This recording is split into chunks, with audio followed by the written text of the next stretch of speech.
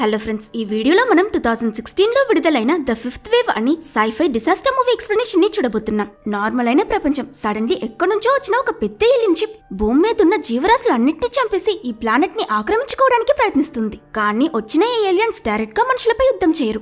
దేశాలని ముంచేసి సునామీలు, సిటీలని కూల్చేసే భూకంపాలు, కోట్ల మంది ప్రజల్ని కొన్ని సెకండ్స్ లో చంపేసే వైరస్లని, కొత్త కొత్త ప్రాబ్లమ్స్ సృష్టించి మానవ జాతిని ముప్పుతిప్పలు పెడతారు. సో ఫైనల్ గా ఈ ఏలియన్స్ అనుకున్నట్టే భూమిని తమ సొంతం చేసుకుంటారు, లేక మనుషులు వాటిని ఈ అటాక్స్ అన్నిటిని ఎదిరించి బ్రతికి బయటపడతారా అనేది ఈ సినిమా స్టోరీ లైన్. ఛానల్ కి ఫస్ట్ టైం వస్తున్న వాళ్ళు సబ్స్క్రైబ్ చేసుకుని బెల్ ఐకాన్ క్లిక్ చేయడం మర్చిపోకండి. ఇంకా లేట్ చేయకుండా ఫుల్ స్టోరీలోకి వెళ్ళిపోదాం.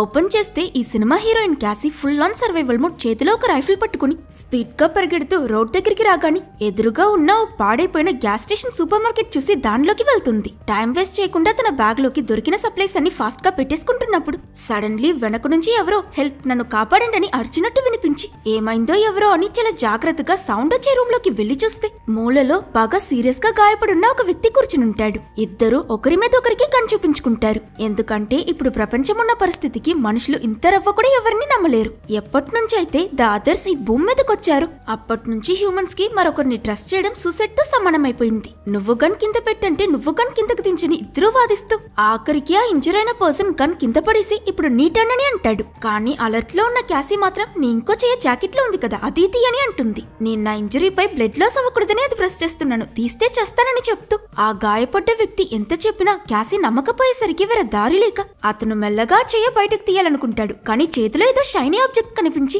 ఇంకో వెపన్ తీస్తున్నాడు అనుకుని క్యాసీ వెంటనే అతన్ని షూట్ చేసి చంపేస్తుంది. బట్ తీరా దగ్గరికి వెళ్లి చూసాకే అది వెపన్ కాదు, ఒక క్రాస్ నెక్లెస్ అని. తను నిజంగానే ఒక ఇన్నసెంట్ పర్సన్ ని చంపేస్తానని క్యాసీకి అర్థమై చాలా అంటే చాలా గిల్టీగా ఫీల్ అవుతుంది. అసలు వీళ్ళింతగా భయపడుతున్న అదర్స్ ఎవరు, అసలేం జరిగింది, వాళ్ళేం చేశారు, వీళ్ళెందుకు ఇలా ఒకరిని ఒకరు చంపుకునే అంత భయపడుతున్నారు? ఇది తెలుసుకోవాలంటే మనం ఒక ఫ్లాష్ బ్యాక్ చూడాలి. కొన్ని రోజుల ముందు వరకు అంతా నార్మల్ గానే ఉండేది. క్యాసీ ఒక సాధారణమైన హై స్కూల్ స్టూడెంట్. నైట్ తన ఫ్రెండ్స్ తో పార్టీ, డాన్స్, మ్యూజిక్ అని లైఫ్ ని ఫుల్ గా ఎంజాయ్ చేసే ఒక ఫన్ లవింగ్ పర్సన్. ఆట పాట దోస్తో అన్నాక ఇక్కడ గాసిప్ ఉండదా మరి? క్యాసీ కూడా తన బెస్ట్ ఫ్రెండ్స్ దగ్గర తన లైఫ్ లాంగ్ క్రష్ అయిన బెన్ అనే అబ్బాయి గురించి మాట్లాడుతుంటుంది. అయ్యో బెన్ ఎంతకింత క్యూటో, వాడితో వెళ్లి మాట్లాడాలంటే నాకు అంతకంత భయమేస్తుందని క్యాసీ తన వన్ సైడెడ్ ప్రేమ కాదని బాధగా తన ఫ్రెండ్స్ కి చెప్పి బయటకొచ్చి చూస్తే ఎదురుగా తన క్రష్ బెన్ను. ఒరే బెన్ను, బాగున్నావా, భోంచేసావా, నా బాయ్ ఫ్రెండ్ అవుతావా అని అడగడానికి మనసు విలవిలలాడిపోయినా వెళ్లి మాట్లాడడానికి ధైర్యం సరిపోక అక్వర్డ్ గా నిల్చునుంటుంది. తాను మెంటలీ ప్రిపేర్ అవ్వడానికి ముందు బెన్నే తనని చూసేస్తాడు. పికప్ లైన్ కొట్టి పిల్లర్ని పడేద్దామని పవర్ఫుల్ గా ముందుకు దూసుకు వెళ్లిన క్యాసీ బెన్ చేతిలో ఉన్న ఫోన్ కేసు చూసి పింకా ఎమ క్యూట్ పో అని అంటే బెన్ ఏంటి టీస్ చేస్తున్నావా, ఇది నా ఫోన్ కాదు మా అక్కది, బై మిస్టేక్ మార్చి తెచ్చేసానని అంటాడు. ఇలా కొంచెం ఈ కాన్వర్సేషన్ అయిపోయిన తర్వాత క్యాసీ ఇంటికి వెళ్తుంది. డిన్నర్ అయ్యాక క్యాసీ వాళ్ళ నాన్న ఆలివర్ కి గుడ్ నైట్ చెప్పి తన బుల్లి తమ్ముడు శామ్ రూమ్ లోకి వెళ్లి ఎప్పట్లా అతనికి జోలపడి పడుకోబెడుతుంది. వీళ్ళ లైఫ్ పర్ఫెక్ట్, ఫ్యామిలీ అంతకన్నా పర్ఫెక్ట్. మరుసటి రోజు క్యాసీ స్కూల్ కి వెళ్తే ఎప్పట్లా సాకర్ ప్రాక్టీస్ జరుగుతుంది. అందరూ చిల్ గా ఉంటారు. బట్ సడన్లీ గ్రౌండ్ లో ఉన్న వాళ్ళందరూ తమ ఫోన్లలో ఏదో చూసి ఎందుకో బాగా షాక్ అయినట్టు రియాక్ట్ అవుతారు. ఏం జరిగిందని చూస్తే ఇక్కడే ఈ మూవీ అసలు కథ మొదలవుతుంది. ఉన్నట్టుండి ఎర్త్ అట్మాస్ఫియర్ లోకి ఒక పెద్ద మిస్టీరియస్ యూఎఫ్ఓ వచ్చిందని, ఆ ఏలియన్ స్పేస్ షిప్ ఏదో సర్వేలెన్స్ చేస్తున్నట్టు భూమి మొత్తం తిరుగుతుందని న్యూస్ లో చెప్తారు. ఇదంతా హీరోయిన్ క్యాసీ వాళ్ళ ఫ్యామిలీ కూడా వాళ్ళ ఇంటి టీవీలో చూస్తూ ఉంటారు. ఇలాంటిది కల్లో కూడా జరుగుతుందని ఎక్స్పెక్ట్ చేయని వీళ్ళు అసలు ఆ యూఎఫ్ఓ ఏంటి, ఎందుకు వచ్చిందని ఏమర్థం కాక చాలా టెన్షన్ పడతారు. యూఎఫ్ఓ ఇప్పుడు వాళ్ళ సిటీ పైగా వెళ్తుందని న్యూస్ లో చూసిన తమ్ముడు శామ్ పరిగెడుతూ బయటకు వెళ్లడం చూసి అమ్మ నాన్న క్యాసీ కూడా వెనకే వెళ్లి చూస్తే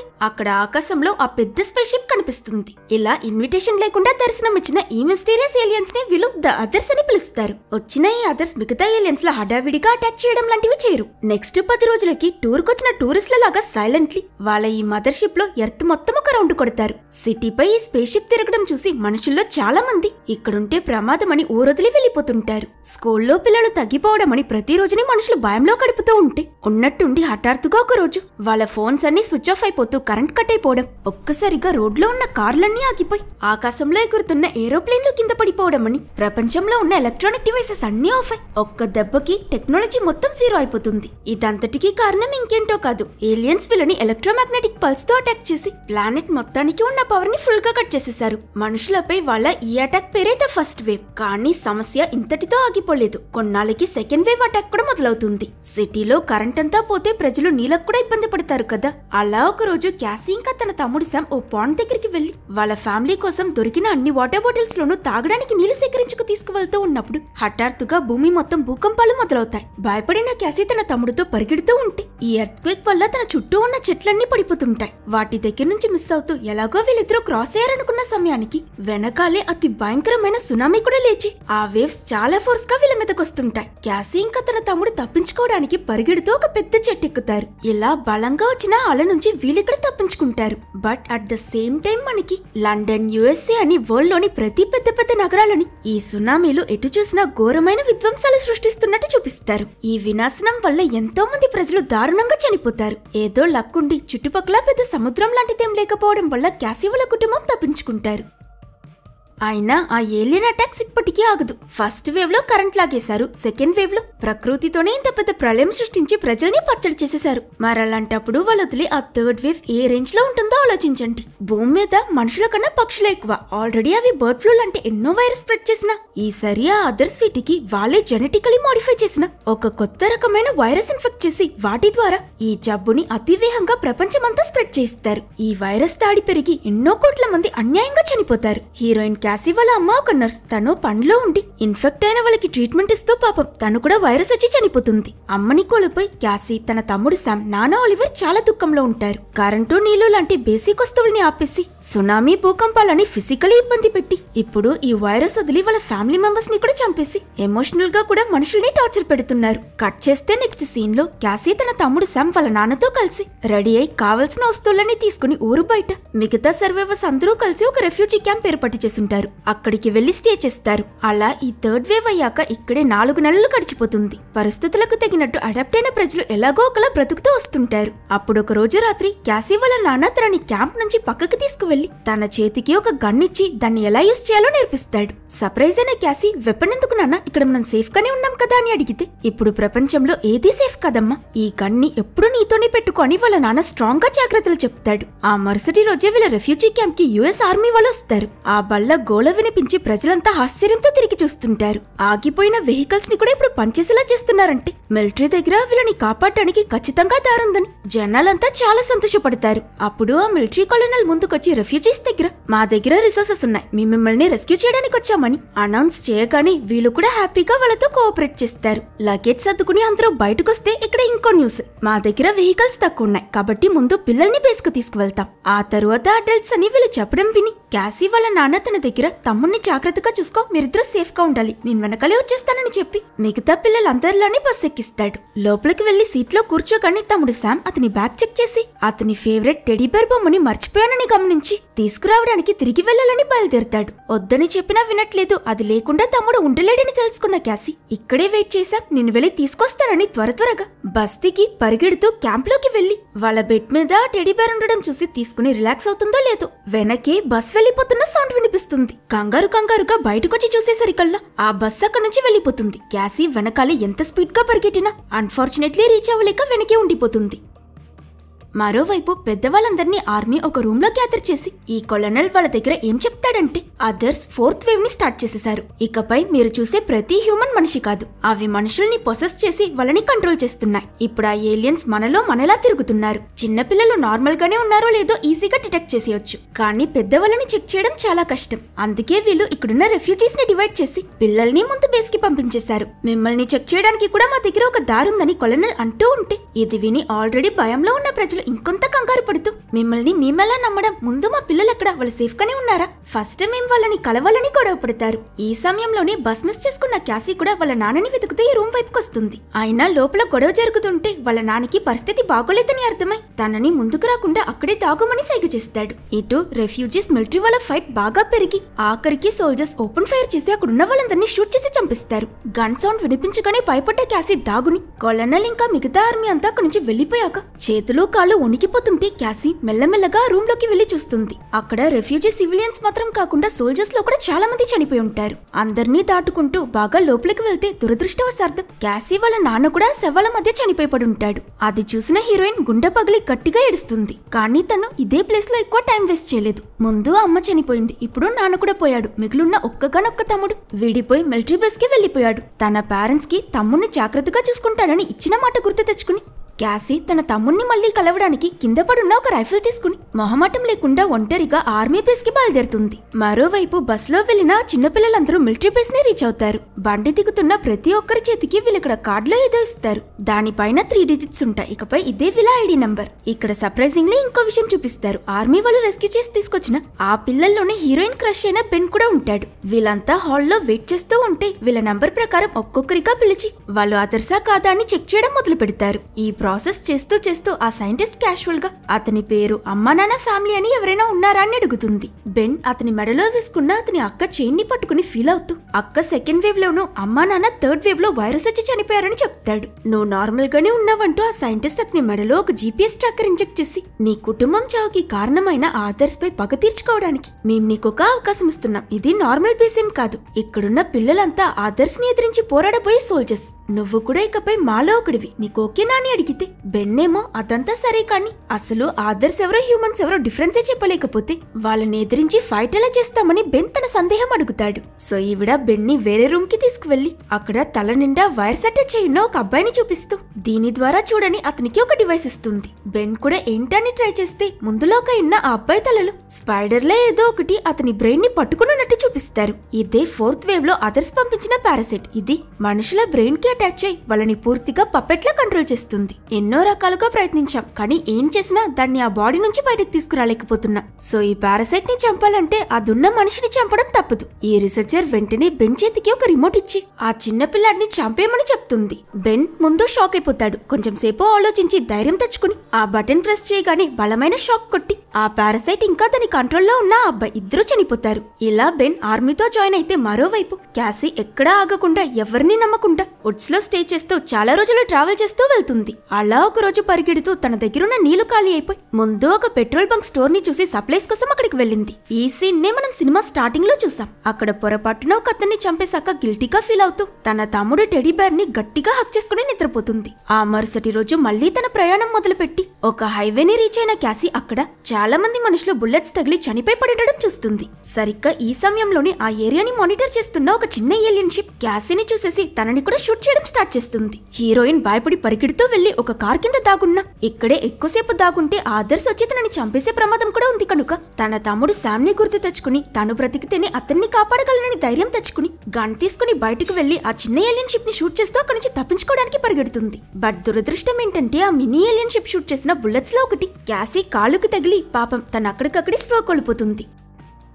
మరోవైపు మనకి మిలిటరీ బేస్ ని చూపిస్తారు. ఇక్కడ మిలిటరీ కొలనల్ కాపాడి తీసుకొచ్చిన పిల్లలందరినీ అసెంబుల్ చేసి ఈ మధ్య మాకొక ఇంటెలిజెన్స్ దొరికింది. ఆ అదర్స్ ఆఖరి అటాక్ గా 5th వేవ్ కి ప్రిపేర్ అవుతున్నారు. అదేంటో మనకి సరిగ్గా తెలీదు కానీ ఇది ఇంతకు ముందు జరిగిన వేవ్స్ అన్నిటికన్నా చాలా డేంజరస్ గా ఉండబోతుంది. ఇందులో గానీ వాళ్ళు సక్సెస్ అయిపోయారే అనుకోండి మానవ జాతి పూర్తిగా అంతరించిపోతుంది. సో ఈ యుద్ధంలో ఎట్టి పరిస్థితుల్లోనూ మనమే గెలవాలని చెప్పి వాళ్ళందరినీ సీరియస్ గా ట్రైన్ చేయడం స్టార్ట్ చేస్తారు. మీరే మానవ జాతికున్న ఆఖరి హోప్ అని వాళ్ళని బాగా మోటివేట్ చేస్తూ ఫైటింగ్, షూటింగ్ అని పిల్లల్ని సోల్జర్స్ కని మార్చేస్తారు. ఇంకోవైపు హీరోయిన్ క్యాసీ మెలకు వచ్చి కళ్ళు తెరిచి చూస్తే తాను ఏదో ఒక ఇంట్లో బెడ్ మీద పడుకుని ఉంటుంది. ఇదే చోటో తెలియక తను కన్ఫ్యూజ్ అవుతూ ఉన్నప్పుడు ఎవరో వస్తున్న ఫుట్ స్టెప్స్ వినిపించి అలర్ట్ అయి ఇంకా అన్కాన్షియస్ గానే ఉన్నట్టు నటిస్తుంది. ఆ వచ్చిన పర్సన్ కూడా తను ఇంకా లేవలేదని వెళ్ళిపోతాడు. ఆ నెక్స్ట్ డే తెల్లవారి క్యాసీ ఆలస్యం చేయకుండా తన చేతికి సెలైన్ ఎక్కుతుంటే ఆ నీడిల్ తీసేసి పక్కనే చైర్ మీద తన బ్యాగ్ ఉండడం చూసి అది చెక్ చేసి తన గన్ లేదని కంగారు పడుతుంది. ఈ సమయంలోనే తనని సేవ్ చేసి ఇక్కడికి తీసుకొచ్చిన ఆ పర్సన్ మళ్ళీ లోపలికొస్తాడు. ఇతని పేరు ఇవాన్. అతను భయపడొద్దు, నేనే నిన్ను సేవ్ చేసి తీసుకొచ్చా, నేనేం చేయనని చెప్తే క్యాసీ నా గన్ ఎక్కడా అని అడుగుతుంది. దానికి ఇవాన్ నాకు తెలీదు, హైవేలో నువ్వు పడిపోయి ఉంటే తీసుకొచ్చా, నీ దగ్గర గన్నేమున్నట్టు నేను చూడలేదని అంటాడు. ఇవన్నిటికీ మధ్యలో క్యాసీ కాలు గాయం నుంచి మళ్ళీ బ్లడ్ రావడం చూసి ఇవాన్ అది క్లీన్ చేసి తనకి అతనికి ఫస్ట్ ఎయిడ్ చేస్తాడు. అప్పుడే మనకి క్యాసీని అతను తీసుకొచ్చి 1 వీక్ అయిపోయిందని, ఇన్ని రోజులు తను అన్కాన్షియస్ గానే ఉన్నని, ఇవాన్ పేరెంట్స్ కూడా ముందు వేవ్ లో చనిపోయారు, అతను ప్రస్తుతం ఒంటరిగానే ఫామ్ హౌస్ లో ఉన్నాడని తెలుస్తుంది. ఇప్పుడు ఎలాగో తన కాళ్ళకున్న గాయంతో తను ఎక్కడికి వెళ్ళలేదు కదా, కాబట్టి క్యాసీ కూడా ఇవాన్ చెప్పినట్టు నయమైనంత వరకు ఇక్కడ రెస్ట్ తీసుకోవాలని డిసైడ్ అవుతుంది. తాను ఈ ప్లేస్ నుంచి మిలిటరీ బేస్ చాలా దూరం అని అడిగితే ఇవాన్ ఒకంత పర్వాలేదు, ఎందుకు అడుగుతున్నావని అడుగుతాడు. సో క్యాసీ అతనికి తన తమ్ముడు శామ్ ని మిలిటరీ వాళ్ళు తీసుకువెళ్లారని, తన అతన్ని సేవ్ చేయాలనుకుంటుందని చెప్తుంది. సరే నువ్వెందుకు నాకు హెల్ప్ చేసావని క్యాసీ అడిగితే, మేబీ మనుషులకి హెల్ప్ చేస్తే నేను ఇంకా మనిషిని అన్న ఫీల్ వస్తుంది. నా ఫ్యామిలీని ఎలాగో కాపాడుకోలేకపోయా, కనీసం మిగతా వాళ్ళకైనా నా వల్ల అయినంత సహాయం చేయాలనిపించింది అంతే అని అంటాడు. At the same time base లో ఆ రోజు ట్రైనింగ్ పూర్తి చేసుకున్నాక అందరూ మాట్లాడుకోవడం ఆడుకోవడం అని రిలాక్స్ అవుతూ ఉంటారు. ఈ టీం కి బెన్నీ లీడర్. అప్పుడు ఆ రీసెర్చర్ లేడీ అక్కడికి వచ్చి, ఈ అమ్మాయి పేరు రింజర్, ఇకపై మీ స్క్వాడ్ లోనే ఉండబోతుంది, చూసుకోండి అని చెప్పి అక్కడి నుంచి వెళ్ళిపోతుంది. ఈ రింజర్ మేకప్ చూస్తేనే మీకు తెలియట్లేదు, చాలా స్ట్రాంగ్ అయిన కూల్ గర్ల్. నా పేరు రింజర్, ఎక్స్ట్రాలు చేస్తే తొక్కి తోలు తీస్తానని అందరికీ ఒక వార్నింగ్ ఇచ్చి స్టైల్ గా తన బెడ్ కి వెళ్ళిపోతుంది. ఈ టీం లో పెద్దవాళ్ళంటే బెన్ లాంటి టీనేజర్స్, అది పోగా మిగతా మెంబర్స్ అందరూ 8-9 సంవత్సరాల పిల్లలే. టీ కప్ అనే చిన్న పిల్ల, అనవసరంగా అందరినీ ఆట పట్టించే డంబో అనే అబ్బాయి, వీళ్ళందరితో పాటు 6 సంవత్సరాల హీరోయిన్ తమ్ముడు శామ్ కూడా ఈ టీంలోనే ఉంటాడు. బెన్ కి ఈ శామ్ క్యాసీ తమ్ముడన్న విషయం తెలీదు, చాలా చిన్న పిల్లాడు కాబట్టి అతనికి అయినంత హెల్ప్ చేస్తుంటాడు. మరోవైపు క్యాసీ ఇవ్వన్ ఇల్లు చూస్తూ అక్కడ ఒక రూమ్ లో ఓ సీక్రెట్ కంపార్ట్మెంట్ ఉండడం గమనిస్తుంది. ఏంటా అని తన్ని వెంటనే చెక్ చేసి చూస్తే ఇక్కడే ట్విస్ట్, అందులో క్యాసీ గన్ని ఇవ్వన్ దాచిపెట్టుంటాడు. అంతే, దీంతో ఒక్కసారిగా హీరోయిన్ కి భయం పుట్టుకొచ్చి తన బ్యాగు గన్ను తీసుకుని తిరిగి చూడకుండా అక్కడి నుంచి పరిగెట్టడం మొదలు పెడుతుంది. కానీ సమస్య ఏంటంటే తను వెళ్లడం ఇవాన్ చూసేసి క్యాసీని పట్టుకోవడానికి అతను కూడా వెనకాలే ఫాలో అవుతాడు. బట్ బ్యాడ్ లక్ ఏంటంటే పరిగెడుతున్న తను అక్కడున్న ఒక ట్రాప్ కి తగిలి పడిపోతుంది. అప్పటికీ క్యాసీ ఓటమి ఒప్పుకోదు, ఎస్కేప్ అవ్వడానికి ఇంకా ప్రయత్నిస్తుంది. మీద పెట్రోల్ కి తిరిగే ఏలియన్ షిప్ కూడా రావడం చూసి ఇవాన్ స్ట్రగుల్ చేస్తున్న క్యాసీని వెంటనే టాకిల్ చేసి పట్టుకుని తనతో పాటు ఒక చెట్టు వెనక వెళ్లి దాగుంటాడు. అదే టైంలో అటువైపు కొంతమంది గన్ పట్టుకుని వీళ్ళ కోసం సర్చ్ చేస్తూ ఉంటారు. వాళ్ళ కంట పడకుండా అలాని మీద ఏలియన్ షిప్ వెళ్లిపోయాక వీళ్ళిద్దరూ బయటకొచ్చి జాగ్రత్తగా ఇవాన్ ఇంటికి తిరిగి వెళ్తారు. జస్ట్ మిస్ లో నీ ప్రాణం పోయిండేది తెలుసా, ఎందుకు వెళ్ళావని ఇవాన్ అడిగితే క్యాసీ ముందు నువ్వు నా గన్ ఎందుకు దాచావో చెప్పని అడుగుతుంది. ఇవాన్ స్టార్టింగ్ లో నువ్వు మనిషివో లేక అదర్స్ వేషంలో ఉన్న ఏలియన్ వాని డౌట్ వచ్చి నా సేఫ్టీ కోసం ఆ గన్ని దాచాను, సారీ అని చెప్తాడు. సిన్స్ తనై ఉన్న ఒక స్ట్రేంజర్ ని నమ్మదు కాబట్టి క్యాసీ కూడా ఇవాన్ లాజిక్ అర్థం చేసుకుంటుంది. మనం అడవిలో గన్ పట్టుకుని కొంతమందిని చూసాం కదా, వాళ్ళు ఆ ఏలియన్స్ కంట్రోల్ చేస్తున్న హంటర్స్. మనుషుల్లానే నటిస్తూ వాళ్ళని వేటాడి చంపేస్తారు. మోరోవర్ నువ్వు మిలిటరీ బేస్ కి వెళ్లాలనుకోవడం అస్సలు మంచిది కాదు, ఎందుకంటే ఆర్మీలో కూడా అదర్స్ దూరిపోయారు. సో బేసికలీ ఆ మిలిటరీ బేస్ లో పెద్ద పెద్ద పదవుల్లో ఉన్న వాళ్ళు కూడా ఇప్పుడు ఆ ఏలియన్స్ కోసమే పనిచేస్తున్నారని ఇవాన్ చెప్పడం విన్న క్యాసీ, అంటే నా తమ్ముడు ప్రాణానికే ప్రమాదం అన్నమాట, ఇక ఆలస్యం చేయకూడదు, నేను వెంటనే అతన్ని కాపాడటానికి వెళ్తున్నానని డిసైడ్ అవుతుంది. దాంతో ఇవాన్ అయితే నేను నీతో వస్తా, నీకు హెల్ప్ చేస్తానని చెప్తాడు. ఇదే సమయంలో మనకి బేస్ లో ఉన్న బెన్ ఇంకా రింజర్ ని చూపిస్తారు. రింజర్ షూటింగ్ ఫైటింగ్ అన్నిట్లోనూ అక్కడున్న వాళ్ళందరికన్నా బెస్ట్ గా పర్ఫామ్ చేయడం చూసి ఇంప్రెస్ అయిన బెన్ ఆశ్చర్యంతో ఇదంతా ఎలా చేస్తున్నావని అడిగితే, ఏలియన్స్ రాకముందు మీ అమ్మ నాన్న మిమ్మల్ని సేఫ్ గా చూసుకునేవాళ్ళు, కానీ నేనలా కాదు, నా భద్రతని నేనే చూసుకోవాలి కాబట్టి ఇదంతా నాకు అలవాటైపోయింది. ఆ ఏలియన్ అటాక్ తర్వాత కూడా నేను ఒంటరిగా బాగానే బ్రతికాను, కానీ సడన్ గా సోల్జర్స్ ఎంట్రీ ఇచ్చి నన్ను బస్ లో ఇక్కడికి లాక్కొచ్చేసారని అంటుంది. లాక్కు రాలేదు తల్లి, రెస్క్యూ చేసి తీసుకొచ్చారని బెన్ చెప్తే, హా బుల్లి బుడంకాయలకి ట్రైనింగ్ ఇచ్చి వార్కి పంపించడం మీ ఊర్లో రెస్క్యూ అంటారా అని రింజర్ విసుక్కుంటే, బెన్ సరే నువ్వు చాలా స్ట్రాంగ్ కదా, నిన్ను ఓడిస్తే నువ్వు నాకు నా టీం మెంబర్స్ అందరికి నీలా ఎలా షూట్ చేయాలో నేర్పిస్తావా అని బెట్ కడతాడు. రింజర్ కూడా ఒప్పుకుని అతన్ని చాలా ఈజీ పీజీగా ఓడిస్తుంది. కానీ ఈ గెలుపు వల్ల కొంచెం ఓవర్ కాన్ఫిడెంట్ అయి నెక్స్ట్ సెకండే బెన్ రివర్స్ టాకల్ చేస్తే అతని చేతిలో ఓడిపోతుంది. సో ఈ పిల్లలంతా కూడా ఆర్మీ ఇచ్చే ట్రైనింగ్ కాక ఇంకా సీరియస్ గా ఎక్స్ట్రా ట్రైనింగ్ మొదలు పెడతారు. మరోవైపు క్యాసీ ఇంకా ఇవాన్ కూడా బేస్ కి బయలుదేరుతారు. అప్పుడు క్యాసీ, నువ్వు నన్ను పట్టుకున్నప్పుడు ఒక మూవ్ చేసి నా చేతిలో ఉన్న గన్ తీసుకున్నావు కదా, అలాంటి డిఫెన్స్ టెక్నిక్స్ ఉంటే నాకు నేర్పించని అడిగి తను కూడా ఇక్కడ ఇవాన్ దగ్గర నుంచి ఫైట్ చేయడం ఎలాగో నేర్చుకుంటుంది. ఆ నెక్స్ట్ డే రింజర్ తన స్క్వాడ్ కి షూటింగ్ నేర్పిస్తున్నప్పుడు అక్కడికి ఆ రీసెర్చర్ లేడీ వచ్చి కల్నల్ బెన్ ని పిలుస్తున్నాడని చెప్పి అతన్ని కంట్రోల్ రూమ్ కి తీసుకువెళ్తుంది. కల్నల్ బెన్ ని చూడగానే 5th వేవ్ స్టార్ట్ అయిపోయింది. నిన్న ఒకే సమయంలో అదర్స్ వెవ్వేరు సిటీలపై దాడి చేసి అక్కడుండే వేల మంది మనుషుల్ని చంపేశారు. రెడీ ఆఫ్ బెన్, ఈ రోజు రాత్రి నువ్వు నీ స్క్వాడ్ సిటీలోకి దూరి మీ ఫస్ట్ మిషన్ ని కండక్ట్ చేయాలి. సిటీలో తిరుగుతున్న పారాసైట్ ఇన్ఫెక్టెడ్ హ్యూమన్స్ ని చంపడమే మీ టాస్క్ అని చెప్తాడు. బట్ అదర్స్ కి మనుషులకి మధ్య డిఫరెన్స్ ఎలా కనిపెట్టడం అని బెన్ అడిగితే కల్నల్ అతనికి వాళ్ళు తయారు చేసిన ఒక లేటెస్ట్ హెల్మెట్ ఇచ్చి ఇది వేసుకుంటే ఎదురుగా ఉన్న వాళ్ళని స్కాన్ చేసి అదర్స్ కంట్రోల్ చేసే వాళ్ళని గ్రీన్ కలర్ లో చూపిస్తుంది. బ్యాటిల్ కి వెళ్లేటప్పుడు మీ స్క్వాడ్ మొత్తం ఈ హెల్మెట్స్ నే వేసుకుంటారని చెప్తాడు. బెన్ ఓకే చెప్పాక కొలనల్ నువ్వే ఈ టీమ్ కి లీడర్వి, ఎలా అయినా ఈ మిషన్ ని పూర్తి చేసుకుని మీరు ప్రాణాలతో తిరిగి రావాలని చెప్తాడు. మరోవైపు క్యాసీ ఇవన్నీ స్టార్టింగ్ లో పెద్దగా నమ్మకపోయినా ఇన్ని రోజులు కలిసి ప్రయాణించడం వల్ల వీళ్ళిద్దరు ఫ్రెండ్స్ అయిపోయారు. తను అతనికి తన పాత ఫోటోస్ అన్ని చూపిస్తున్నప్పుడు అందులో తమ్ముడు శామ్ పిక్చర్ ఉండడం చూసి ఎమోషనల్ అయితే ఇవాన్ తనని ఓదారుస్తూ ఎలా తన తమ్ముడిని కలవడానికి అతను చాలా ఎక్సైటెడ్ గా ఉన్నాడో చెప్తాడు.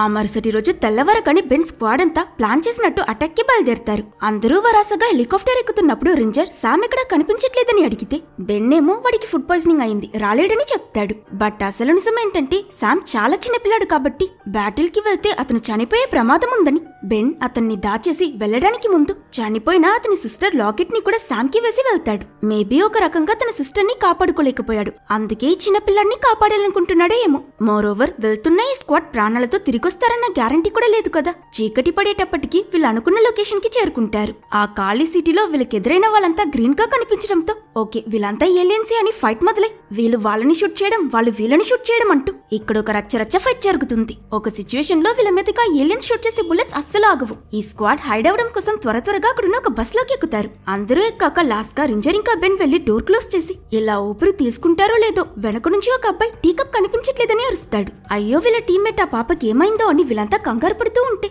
సడన్లీ బయట నుంచి ఒక బుల్లెట్ దూసుకొచ్చి బస్ లో ఉన్న ఒక మెంబర్ కి తగిలి అతను అక్కడికక్కడే చనిపోతాడు. అంతే మళ్ళీ ఆగిన బ్యాటిల్ కంటిన్యూ అవుతుంది. ఎనిమిస్ ని షూట్ చేస్తూ త్వరగా బస్ దిగి గ్రైనేట్ వేసి ఆ బస్ ని పేల్చి ఒక పెద్ద డిస్ట్రాక్షన్ క్రియేట్ చేసి అక్కడ నుంచి ఎస్కేప్ అయిపోతారు. పరిగెడుతూ బెన్ ఇంకా మిగతా స్క్వాడ్ అంతా ఒక మాల్ లోకి వెళ్లి ఆ ప్లేస్ సేఫ్ అని తెలిసి అక్కడే రెస్ట్ తీసుకుంటారు. ఇప్పుడే రేంజర్ కి ఒక డౌట్ వచ్చి వీళ్ళ దగ్గర సునామీలు, ఎర్త్ క్వేక్, వైరస్ లని ఇన్ని విధ్వంసాలు సృష్టించిన ఏలియన్స్ అదెలా మనలాంటి చిన్న పిల్లల చేతిలో చేస్తారు? పెద్దవాళ్ళు ఇన్ని సంవత్సరాల ఎక్స్పీరియన్స్ ఉన్న సోల్జర్స్ అంతా బేస్ లో కూర్చుని మనల్ని ఇలా చావడానికి పంపించడం ఏం న్యాయం కాదు, మీరుంటే ఉండండి నేను వెళ్లిపోతున్నానని తన మెడలో ఉన్న ట్రాకర్ తీసి అక్కడ నుంచి చెక్ చేయాలని డిసైడ్ అవుతుంది. కానీ ఇక్కడే ఈ మూవీలోని మేజర్ ట్విస్ట్ రివీల్ చేస్తారు. రేంజర్ ఆ ట్రాకర్ తీసిన మరుక్షణం హెల్మెట్ వేసుకుని ఉన్న మిగతా స్క్వాడ్ మెంబర్స్ అందరి హెల్మెట్ లోను తాను గ్రీన్ కలర్ లో ఏలియన్ అని డిస్ప్లే అవుతుంది. టీం మొత్తం మన మధ్య ఒక స్పై అని టెన్షన్ అయితే బెన్ మాత్రం వెంటనే వాళ్ళని ఆపి ఇదేదో సస్పిషియస్ గా ఉంది అని రియలైజ్ అయి త్వరగా తన మెడలో ఉన్న ట్రాకర్ ని కూడా బయటకు తీస్తాడు. అంతే మరుక్షణం బెన్ కూడా ఏలియన్ అని చూపిస్తుంది.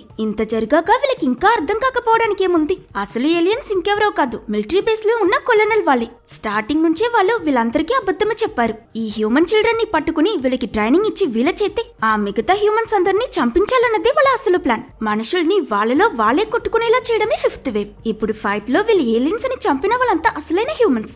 సో వీళ్ళు ఫిఫ్త్ వేవ్ ని ఎదిరించి ఫైట్ చేయట్లేదు, వీళ్ళే ఫిఫ్త్ వేవ్. విషయం తెలుసుకున్న పిల్లలంతా మనం ఇక బేస్ కి వెళ్లొద్దు, ఇక్కడ నుంచి ఇటే ఎస్కేప్ అయిపోతామని చెప్తారు. అందరూ ఓకే అన్న బెన్ మాత్రం అతను బేస్ లో శామ్ ని వదిలేశాడు కదా, అతన్ని సేవ్ చేయడానికి వెళ్లాలని డిసైడ్ అవుతాడు. సో రేంజర్ దగ్గర నన్ను ఒక సేఫ్ స్పాట్ లో షూట్ చేయి, నేను ఇంజర్ అయిన విక్టిమ్ లా కనిపించాలని చెప్పి ఒక ప్లాన్ తో అతను మాత్రం ఒంటరిగా బేస్ కి వెళ్తాడు. ఇదే సమయంలో మరోవైపు ఆకాశంలోకి ఏలియన్ డ్రోన్ తిరుగుతూ ఉంటుంది. కింద ఇద్దరు హంటర్స్ ఎవరితోనో మాట్లాడుతుంటారు. ఎవరని చూస్తే ఇవాన్. నువ్వు మీ ఏరియాని వదిలేసి మా ఏరియాకి ఎందుకు వచ్చావని వాళ్ళు అడిగితే ఇవాన్ ఏదో చెప్తూ బండిలో దాకునున్న క్యాసీని చూసి ఆ ఇద్దరు ఏలియన్స్ తో ఫైట్ చేసి చాలా సులువుగా వాళ్ళని చంపేస్తాడు. భయపడిన క్యాసీ ఇవాన్ మీద గన్ చూపిస్తూ అసలెవరు నువ్వు కూడా అదర్స్ లో ఒకటివని అడిగితే ఇవాన్ ఆలోచించి నేను మనిషి హ్యూమన్ రెండు అని చెప్తాడు. ఏలియన్ ఇన్వేషన్ కి ఎన్నో సంవత్సరాలకి ముందే వాళ్ళకి హెల్ప్ చేయడం కోసం నాలాంటి చాలా స్లీపర్ ఏజెంట్స్ ని భూమికి పంపించారు. నేను పుట్టినప్పటి నుంచి ఈ భూమిలోనే ఉన్నా, కానీ నాలోని ఏలియన్ పార్ట్ ఆ స్పేస్ షిప్ ఎర్త్ అట్మాస్ఫియర్ లోకి దిగినప్పుడే లేచింది. ఇదే నాకు కథని చెప్తాడు. అప్పుడు క్యాసీ అయితే నీ ఫ్యామిలీని నువ్వే చంపేశావని అడిగితే ఇవాన్ లేదు, వాళ్ళ థర్డ్ వేవ్ లో డిసీజ్ వచ్చి చనిపోయారని నిజం చెప్తాడు. అలాగే హైవేలో తనని ఒక హంటర్ షూట్ చేస్తుంటే ఇవానే ఆ హంటర్ ని కాల్చి తనని రెస్క్యూ చేశాడు. నిన్ను చూడగానే నేను ప్రేమించడం మొదలు పెట్టాను క్యాసీ, నీ వల్లే నేను మర్చిపోయిన నా హ్యూమన్ సెట్ మళ్ళీ నాకు గుర్తుకొచ్చిందని చెప్తాడు. ఒక రకంగా ఇవాన్ చేసింది ద్రోహమే కదా. క్యాసీకి ఇక్కడికిక్కడే వీరిని షూట్ చేసి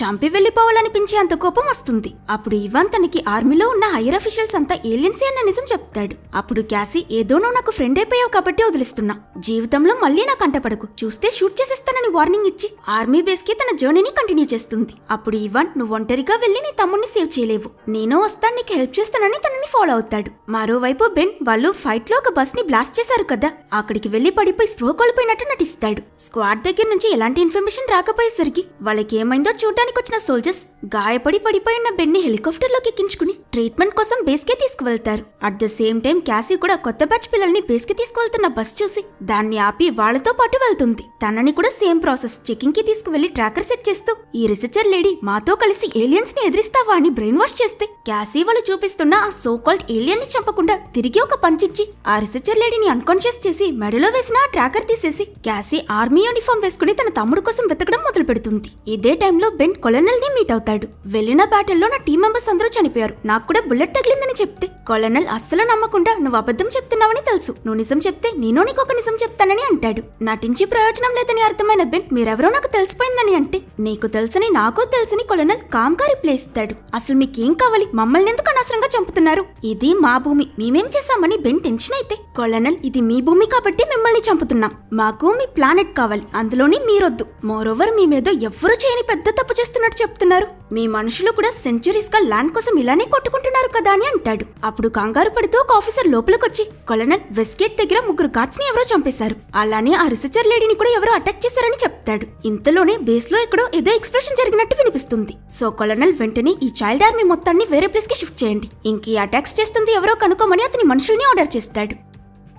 ఇదే అవకాశమని బెన్ అతన్ని ఆపుతున్న సోల్జర్ తో ఫైట్ చేసి అతన్ని చంపేసి శామ్ ని కాపాడడానికి బయలుదేరతాడు. ఇంకో పక్క క్యాసీ కూడా పరిగెడుతూ వెళ్తూ ఉంటే ఇంకో ఎక్స్ప్రెషన్ జరుగుతుంది. ఈ హడావిడిలో కోఇన్సిడెంటలీ బెన్ ఇంకా క్యాసీ ఒకరికి ఒకరు ఎదురవుతారు. బెన్ వెంటనే క్యాసీ వైపుకు గన్ చూపిస్తే తన అతన్ని కొట్టి ఆ గన్ లాక్కుంటుంది. అప్పుడే తన ఫేస్ ని సరిగ్గా చూసిన బెన్ తనని గుర్తించి హే క్యాసీ ఆగు, నేను బెన్ అని చెప్తాడు. క్యాసీ నేను నా తమ్ముడు శామ్ ని సేవ్ చేయడానికి వచ్చానని చెప్తే ఆ పేరు వినగానే బెన్ శామ్ నీ తమ్ముడా, నేను వాడి కోసమే వచ్చానని అంటాడు. అక్కడ ఏలియన్స్ ఇక్కడున్న పిల్లలందరినీ వేరే ప్లేస్ కి తీసుకువెళ్లడానికి ప్లేన్స్ ఎక్కిస్తున్నారు. బెన్ ఇంకా క్యాసీ టీమ్ అప్ పై అంతకు ముందే శామ్ ని కాపాడాలని డిసైడ్ అవుతారు. కంట్రోల్ రూమ్ లో కమాండర్ ఈ పిల్లలందరినీ తీసుకువెళ్లి హ్యూమన్ సిటీస్ లో వదిలేయండి, కన్ఫ్యూషన్ లో వాళ్ళు కొట్టుకు చేస్తారని ఆర్డర్ ఇస్తాడు. క్యాసీ ఇంకా బెన్ ని ఇద్దరు సోల్జర్స్ కనిపెట్టేస్తే హీరోలా ఎంట్రీ ఇచ్చిన ఇవాన్ వాళ్ళిద్దరిని కొట్టిపడేసి క్యాసీ దగ్గర ఈ బేస్ లో ఆ ఎక్స్ప్లోషన్ క్రియేట్ చేస్తుంది నేనే, అది మాత్రం కాదు బేస్ చుట్టూ నేను ఆల్రెడీ బాంబ్ సెట్ చేశాను, నువ్వు నీ తమ్ముడు ఇంకా మిగతా పిల్లల్ని ఇక్కడి నుంచి తీసుకువెళ్లిపోయిన మరుక్షణం నేను ఆ ఎక్స్ప్లోసివ్స్ యాక్టివేట్ చేసి నేను ఈ బేస్ ని ఇందులో ఉన్న ఏలియన్స్ ని ఒక్కసారిగా బ్లాస్ట్ చేసేస్తానని చెప్తాడు.